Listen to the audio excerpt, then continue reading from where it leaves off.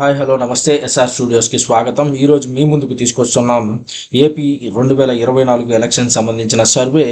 ఈ ఫైట్ మూమెంట్లో ఎలా జరుగుతుంది, ఫైట్ ఎవరి మధ్య ఎవరు ఉంటారు, ఎవరు గెలుస్తారు ఏంటి అనే విశేషాలని ఈరోజు మీ ముందుకు ఎస్ఆర్ స్టూడియోస్ ద్వారా మేము తీసుకొస్తున్నాం.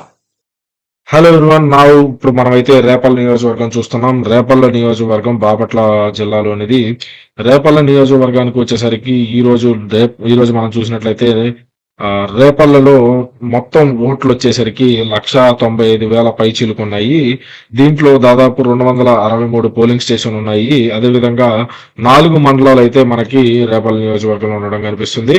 ఇక్కడ టోటల్ గా సామాజిక వర్గ బలం ఏదైతే ఎక్కువగా ఉన్నాయో, ఏదైతే గౌడ కాపు అయితే మనకి కనిపిస్తున్నారు. ఇక్కడ ఈ రోజుకి 2024కి టికెట్లు తీసుకొని పోటీ చేస్తున్న కంటెస్టెంట్స్ ఎవరైతే డాక్టర్ ఈవూరి గణేష్ గారు, అదేవిధంగా టీడీపీ నుంచి అనగాని సత్యప్రసాద్ గారు అయితే పోటీ జరుగుతుంది. అనగాని ప్రసాద్ గారికి ఈ ఏదైతే రేపల్ల కాన్స్టిట్యున్సీ ఉందో అదైతే అసెంబ్లీ సెగ్మెంట్ చాలా బలమైన కాన్స్టిట్యున్సీగా చెప్తారు. సిట్టింగ్ ఎమ్మెల్యే టీడీపీ నుంచి. ఇప్పుడు మనం రేపల్ల నియోజకవర్గంలో చేసిన సర్వే ప్రకారం 49,768 శాంపిల్ అయితే మనం కలెక్ట్ చేయడం జరిగింది. దాంట్లో టీడీపీకి 29,765 శాంపిల్ అయితే వచ్చినాయి. అదేవిధంగా ఇది వైసీపీకి 20,003 శాంపిల్ అయితే రావడం జరిగింది.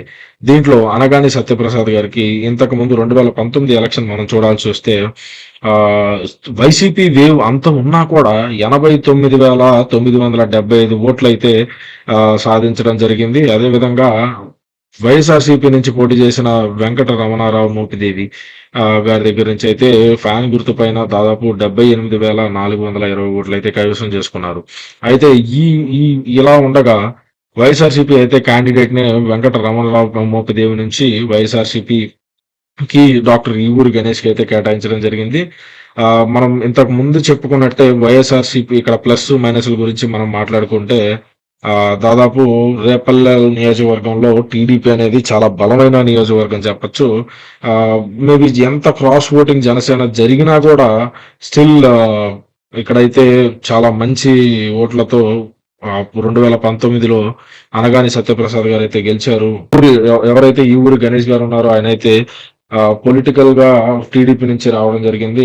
వారి అమ్మగారు ఎవరైతే ఉన్నారో వారు సీతారమణమ్మ ఎమ్మెల్యేగా 3 టర్మ్లు అయితే సర్వ్ చేయడం జరిగింది. అలాగే పిఆర్పి నుంచి టికెట్ తీసుకొని బయటకు రావడం అయితే జరిగింది. దీంట్లో మనం పూర్తిగా ఇన్డెప్త్ లోకి వెళ్ళినట్టయితే అలయన్స్ బలంగా ఉందని చెప్పడానికి అలయన్స్ కి సంబంధించి దాదాపు మీరు చూసినట్టయితే క్యాస్ట్ పరంగా కూడా బీసీల్లో ఓసీల్లో బాగా ఎక్కువ శాతం ఓటింగ్ అయితే అలయన్స్ కి పోలవుతున్న దృశ్యం అయితే ఇక్కడ మనకు కనపడుతుంది. ఆక్యుపేషన్ వైజ్ వృత్తి పరంగా అయితే మనం చూసినట్టయితే farmer and agriculture daily labour నుంచే అత్యధిక శాతం ఓట్లు టీడీపీకి పడుతున్నాయని చెప్పాలి. అంటే పథకాల ఇంపాక్ట్ పెద్దగా లేదనే మనకి కనపడుతుంది. ప్రతి ఒక్కరికి కూడా టీడీపీ రూట్స్ మొత్తం కూడా గట్టిగా అలయన్స్ నుంచి వారిని మేల్కొల్పిన సంకేతాలు అయితే మనకి ఇక్కడ కనపడుతున్నాయని చెప్పాలి.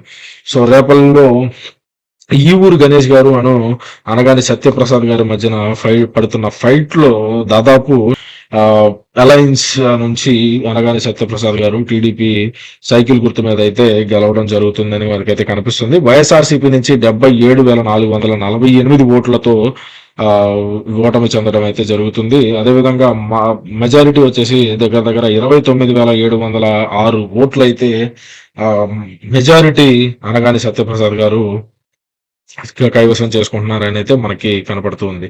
సో ఇక్కడ ఉన్న సిచ్యువేషన్స్ ప్రకారం మనం ఇలా చూస్తూ ఉంటే ఎన్డీఏ అలయన్స్ రేపల్లిలో చాలా స్ట్రాంగ్ గా అయితే గెలవబోతుందని అయితే మనకి పూర్తిగా కనపడుతుంది. నుంచి మనం చూసినట్టయితే మేల్ నుంచి 49%, ఫీమేల్ నుంచి 51% సుముఖత అయితే మొత్తం మీద అయితే వచ్చింది. దాంట్లో టీడీపీకి 59%, అలాగే మగవారి నుంచి ఆడవారి నుంచి 58% సుముఖత అయితే మనకు కనపడుతున్నట్టు మనం చూస్తున్నాం. ఏజ్ గ్రూప్స్ కూడా దాదాపు మీరు ఇక్కడ గమనించినట్లయితే టీడీపీకి 64, 57, 56 రేంజ్ లో ఉంది. వైఎస్ఆర్సీపీకి 34, 42, 41% లో అయితే ఉంది. ప్రొఫెషన్ వైజ్ కూడా చూస్తే మీరు చూసినట్టే అగ్రికల్చర్ నుంచి 58%, బిజినెస్ నుంచి 81%, గవర్నమెంట్ ఎంప్లాయీస్ నుంచి 80%, అదే అన్ఎంప్లాయిడ్ నుంచి 44% అయితే సుముఖత కనబడుతుంది.